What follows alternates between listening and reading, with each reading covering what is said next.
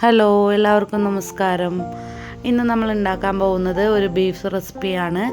ജോലിക്കൊക്കെ പോകുന്നവർക്ക് പെട്ടെന്ന് തന്നെ ബീഫ് വിഭവം ഉണ്ടാക്കാൻ വേണ്ടി ഒട്ടും തന്നെ പ്രയാസമില്ലാത്ത ഒരു വിഭവമാണ് ഇത്. ഇതിനാവശ്യമായ ചേരുവകൾ: സവാള, ഇഞ്ചി, വെളുത്തുള്ളി, കറിവേപ്പില, പെരുംജീരകം, പട്ട, ഗ്രാമ്പൂ, ഏലക്ക, മല്ലിയില, മല്ലിപ്പൊടി, മുളക് പൊടി, മഞ്ഞൾപ്പൊടി, ഗരം മസാല, കുരുമുളക് പൊടി, പച്ചമുളക്,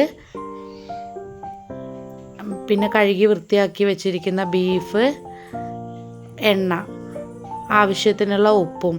ഇത്രയും സാധനങ്ങൾ ഉപയോഗിച്ചുകൊണ്ടാണ് നമ്മൾ നമ്മുടെ ബീഫ് റെസിപ്പി ചെയ്യാൻ പോകുന്നത്. ഇതിനായി നമ്മൾ ആദ്യം തന്നെ ഒരു കുക്കറിലേക്ക് നമ്മുടെ കഴുകി വെച്ചിരിക്കുന്ന ബീഫ് ഇട്ട് കൊടുക്കുകയാണ്.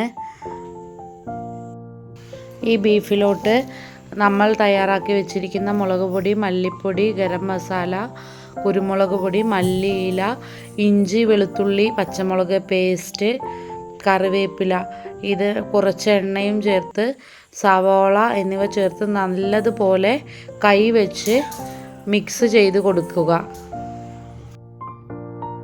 നല്ലതുപോലെ മിക്സാക്കിയ ബീഫിലേക്ക് ഒരു 2.5 ടേബിൾ സ്പൂൺ വെള്ളം ചേർത്ത് കുക്കറിൽ അടച്ചു വെച്ച് ഒരു 6 വിസിൽ വരുന്നത് വരെ വേവിച്ചെടുക്കാം.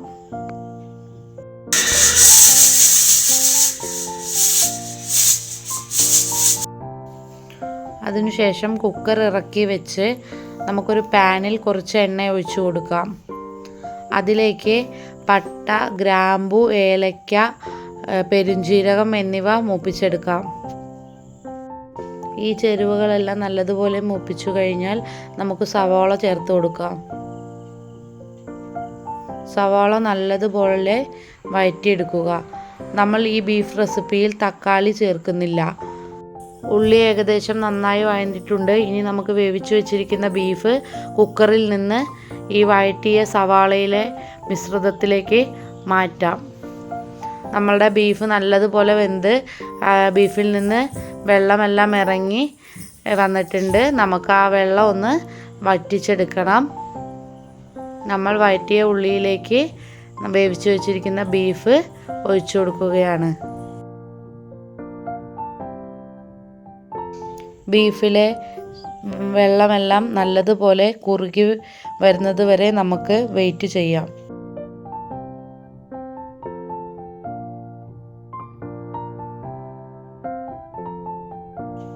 ഇപ്പോൾ ബീഫ് വെള്ളമെല്ലാം വറ്റി നല്ല കുറുകിയ ബീഫ് ഫ്രൈ ആയിട്ടുണ്ട്. ഇനി നമുക്കിതിലേക്ക് കുറച്ച് മല്ലിയില ചേർത്ത് കൊടുക്കാം. അതിനുശേഷം ഒരു 5 മിനിറ്റ് നമുക്ക് വേവിച്ചെടുക്കാം. ബീഫ് വേവിക്കാൻ വെക്കുമ്പോൾ തന്നെ ഉപ്പ് ചേർത്തത് കൊണ്ട് പിന്നീട് നമുക്ക് അധികമായി ഉപ്പൊന്നും ചേർക്കേണ്ട ആവശ്യമില്ല. ഇപ്പോൾ നമ്മുടെ ബീഫ് ഫ്രൈ ഏകദേശം റെഡി ആയിട്ടുണ്ട്. വളരെ എളുപ്പത്തിൽ പെട്ടെന്ന് തന്നെ തയ്യാറാക്കാൻ പറ്റിയൊരു വിഭവമാണ്.